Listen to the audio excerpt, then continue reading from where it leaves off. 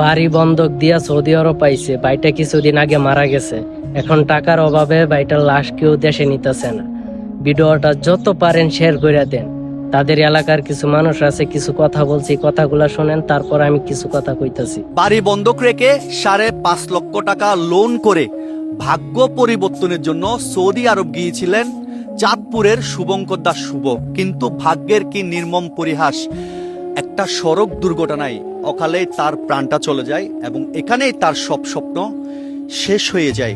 কিন্তু বড়ই দুঃখের বিষয়, তার লাশটা কিছুতেই সৌদি আরব থেকে বাংলাদেশে আনা যাচ্ছে না। বর্তমানে তার লাশটা রয়েছেন সৌদি আরবের কিংস আব্দুল্লাহ মেডিকেল সেন্টার জেদ্দায়।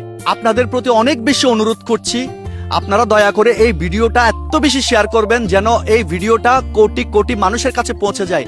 আপনার একটা শেয়ারের মাধ্যমে আমরা হয়তোবা শুভঙ্করের মরদেহ সৌদি আরব থেকে বাংলাদেশে নিয়ে আসতে পারবো। বিশেষ করে প্রবাসী ভাইদের প্রতি আমার অনেক বেশি অনুরোধ থাকবে, আপনারা প্লিজ একটু এগিয়ে আসেন। সৌদি আরবের প্রবাসী ভাইদের প্রতি অনুরোধ করছি, রিকোয়েস্ট করছি, আপনারা প্লিজ একটু এগিয়ে আসেন। আপনারা যদি এগিয়ে আসেন, আপনারা যদি সহযোগিতার হাত বাড়িয়ে দেন, আমরা একজন রেমিটেন্স যোদ্ধা, একজন প্রবাসীর মরদেহ সৌদি আরব থেকে বাংলাদেশে নিয়ে আসতে পারবো। শুভঙ্করের বড় ভাই গতকাল রাত 3টার দিকে চাঁদপুর মতলব থেকে চট্টগ্রামে আসছে আমার সাথে দেখা করার জন্য। অবশেষে বিজয় দাদার মাধ্যমে ওনাদের সাথে আমার মিট আপ হয়। ভাই, সমস্যা কি বা এখন বর্তমান অবস্থা কি আমাকে একটু বলেন তো। আমার ছোট ভাইকে আমি বিদেশ পাঠিয়েছি আর 1 বছর আগে। ওই 1 বছর থাকাকালীন ওই কাজ করতে পারছিল না। যে কাজ দিছিল, মানে যে কাজের ভিসা ছিল, কিন্তু ওই কাজ দেয় নাই। মানে যে কাজের ভিসা নিয়ে গেছিল ওই কাজ সে দেয় নাই, দিছে কি রঙের কাজ। রঙের কাজ। হ্যাঁ, আমার ভাই ওই রঙের গ্রানে কাজ করতে পারে না, ভূমিয়ায়। এই কারণে আমার ছোট ভাই ওইখান থেকে গিয়ে অন্য কাজে একটা যায়, গিয়ে ওইখানে 2200 রিয়াল ইয়া দিয়ে টাকা দিয়ে ড্রাইভিং লাইসেন্স কইরা পরে ওই একটা ফুড ডেলিভারি কাজ দেয়। ওই যে রাইড শেয়ারিং, ফুড ডেলিভারি করে রাইড শেয়ারিং কাজ নেয়। নিয়ে ওইখানে যাই আজকে 3 মাস কাজ করতেছিল।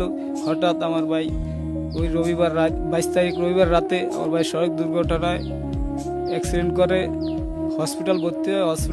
আইসিইউতে ভর্তি ছিল একদিনের পরে সোমবার রাত 11:40 মৃত্যুবরণ করে। এখন আমার বাবা মা আমার ভাইয়ের লাশ দেখার জন্য ছটফট করতেছে।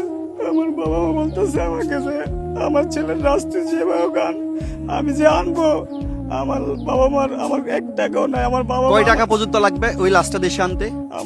আমাকে বলছে যে 4.5 লক্ষ থেকে 5 লক্ষ। 4.5 লাখ থেকে 5 লক্ষ টাকা। যে কোম্পানিতে জব করতো ওই কোম্পানি কি কোনো সহযোগিতা করছে না? না, ওইখানে কথা ছিল যে ওরে মানে কাফেলা করে নিব, কিন্তু ওই কাফেলাটা করা ছিল ওই যে 1 তারিখে, কিন্তু 1 তারিখে আগে আমার ভাই শেষ। কিন্তু এখন ওই কোম্পানি কোনো ভরণ পোষণ নিতেছে না। এটা নিয়ে তো মনে হয় আপনাদের চাঁদপুরে মনে হয় নিউজ হয়েছে না অনেকগুলা, যে চাঁদপুর ট্রিবিউন। আরেকটা দেখলাম যে এটা কোথায়, আরেকটা নিউজ দেখলাম যে এটা না, এটা কি নিউজ ওরা, এখানেও নিউজ হয়েছে না। সৌদি আরবে অবস্থানরত প্রবাসী ভাইদের প্রতি অনুরোধ করছি এবং প্রবাসী কল্যাণ মন্ত্রণালয়ের প্রতি অনুরোধ করছি, আপনারা প্লিজ এগিয়ে আসুন। আপনারা যদি এগিয়ে আসেন, আপনারা যদি সহযোগিতার হাত বাড়িয়ে দেন, আমরা শুভঙ্করের মরদেহ সৌদি আরব থেকে বাংলাদেশে নিয়ে আসতে পারবো। ওনারা মনে হয় একটা নাম্বার নিয়ে আসছে, এটা তো মনে হয় আপনাদের নাম্বার না?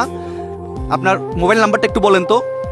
01859592029, এটাতে নগদ বিকাশ আছে। আচ্ছা, ওই একটা নাম্বারে নগদ বিকাশ রয়েছে। প্লিজ আপনারা দয়া করে একটু ভিডিওটা শেয়ার করবেন। আর সবার প্রতি অনুরোধ থাকবে, আপনারা একটু দয়া করে এগিয়ে আসেন। এখানে ওনাদের পার্সোনাল বিকাশ নগদ নাম্বার রয়েছে, আপনারা প্লিজ একটু সহযোগিতার হাত বাড়িয়ে দেন। আর প্রবাসী সৌদি আরবের ভাইদের প্রতি অনুরোধ থাকবে, প্রবাসী কল্যাণ মন্ত্রণালয়ের প্রতি অনুরোধ থাকবে, চাঁদপুরের এমপি মহোদয়ের প্রতি অনুরোধ থাকবে, আপনারা সবাই একটু সহযোগিতার হাত বাড়িয়ে দেন। আপনারা যদি সহযোগিতার হাত বাড়িয়ে দেন, শুভঙ্করের মরদেহ আমরা বাংলাদেশে নিয়ে আসতে পারবো। প্লিজ একটু ভিডিওটা একটু শেয়ার করে দেন। সবাই ভালো থাকবেন, সুস্থ থাকবেন। আশা করি ভিডিওটা দেখছেন। এখন আমি আপনাদেরকে একটা কথা বলি, আপনারা তো আছেন অনেক মানবিক কাজ করেন, যদি পারেন এই ভাইটার পাশে দাঁড়ান। আর যদি ওইটা না পারেন, ভিডিওটা যত পারেন অত শেয়ার করে দেন, যেন যারা মানবিক কাজ করে তারা ভিডিওটা দেখতে পারে। আশা করি বুঝতে পারছেন। সবাই ভালো থাকবেন। আল্লাহ হাফেজ।